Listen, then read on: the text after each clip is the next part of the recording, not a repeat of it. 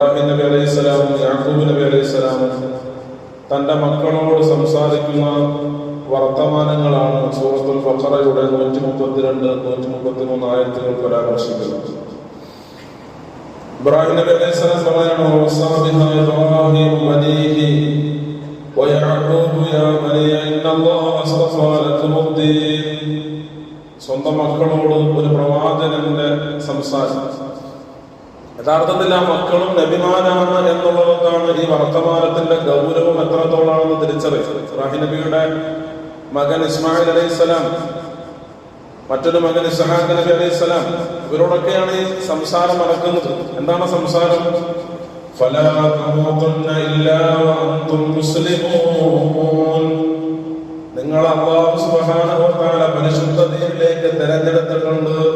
ഇന്നല്ലാഹ അസ്തഫാ ലക്കുമുദ്ദീൻ.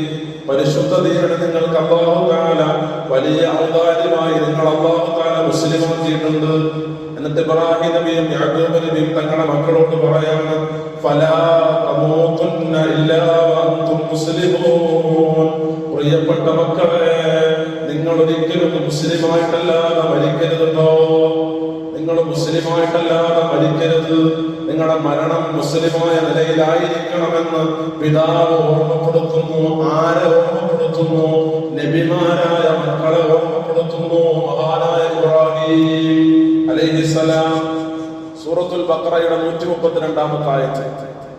ഒരു പ്രവാചകൻ തന്റെ മക്കളെ, നബിയായ മക്കളെ, നിങ്ങൾ മുസ്ലിമായിട്ടല്ലാതെ മരിക്കരുത് എന്ന ഗദ്ഗതത്തോടെ ഓർമ്മപ്പെടുത്തുന്ന സന്ദർഭം. അടുത്ത ആയത്ത്, أم كنتم شهداء إذ حضر يعقوب الموت إذ قال لبنيه ما تعبدون من بعدي. യാക്കൂബ് നബി തന്റെ മക്കളോട് ചോദിക്കുകയാണ്, മാ തഅബുദൂന മിൻ ബഅദി. ഞാൻ മരിച്ചാൽ നിങ്ങൾ എന്തിനെ ആരാധിക്കും? ഞാനെങ്ങാണ് ഈ ഭൂലോകത്ത് നിന്ന് വേർപിരിഞ്ഞു പോയാൽ നിങ്ങൾ ആരെയാണ് ആരാധിക്കുന്നത് മക്കളെ? قالوا نعبد إلهك وإله آبائك إبراهيم وإسماعيل وإسحاق إلها واحدا ونحن له مسلمون. വാപ്പ വിഷമിക്കണ്ട, വാപ്പ ദുഃഖിക്കണ്ട. അങ്ങ് ഭൂലോകത്ത് നിന്ന് മരിച്ചാലും അങ്ങ് ഇവിടെ നിന്ന് വേർപിരിഞ്ഞു പോയാലും ഞങ്ങൾ ആരാധിക്കുന്നത് ഇലാഹക. താങ്കൾ ഞങ്ങൾക്ക് ആരെയാണോ ഇലാഹായി പഠിപ്പിച്ചത്, താങ്കൾ ആരാധിക്കാനാണോ ഞങ്ങളോട് പറഞ്ഞു തന്നത്, ആ ഇലാഹിനെ തന്നെ നിങ്ങൾ ആരാധിക്കൂ. താങ്കളുടെ പിതാക്കന്മാരുടെ ഇലാഹിനെ ആയിരിക്കും ഞങ്ങൾ ആരാധിക്കുന്നത്. ഇബ്രാഹിം, ഇസ്മായിൽ, ഇസ്ഹാഖ് നബിമാര് ആരെയാണോ ആരാധിച്ചു വന്നത്, അതേ ഏകദൈവത്തിനെ തന്നെയാണ് ഞങ്ങളും ആരാധിക്കുന്നത് വാപ്പ. അതുകൊണ്ടങ്ങ് വിഷമിക്കണ്ട. വനഹനു ലഹു മുസ്ലിമൂൻ. ഞങ്ങൾ മുസ്ലിമീങ്ങൾ തന്നെയായിരിക്കും പിതാവേ. യാക്കൂബ് നബിയോട് മക്കള് തിരിച്ചു മറുപടി പറഞ്ഞു കൊടുക്കുന്നു. ചില തഫ്സീറുകളിൽ ഇതൊക്കെ മരണമാസന്നമായ സമയത്താണ് ഇത്തരത്തിലുള്ള വസിയത്തുണ്ടായത് എന്ന് കാണാം.